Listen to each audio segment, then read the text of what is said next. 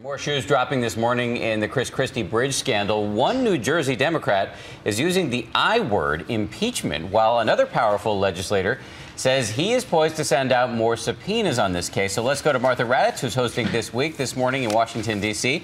Martha, good morning. What's the sense? Can the governor survive the scandal? Good morning to you, Dan. Well, certainly what we've seen so far is the apology from Christie over and over and over again that he's sad, that he's sorry this happened, that he's fired a couple of people on his staff. And so far, there really is nothing on Christie himself. If that continues, he can survive, I think.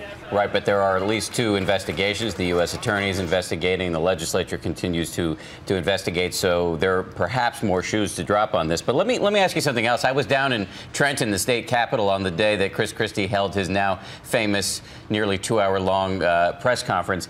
And I spoke to some Democrats. So you have to take this with a grain of salt because these are people from the opposing party. But they were telling me personal stories of having been bullied, allegedly, by the governor. So even if he survives this, as he moves forward and perhaps runs for president, will the bully reputation perhaps dog him going forward?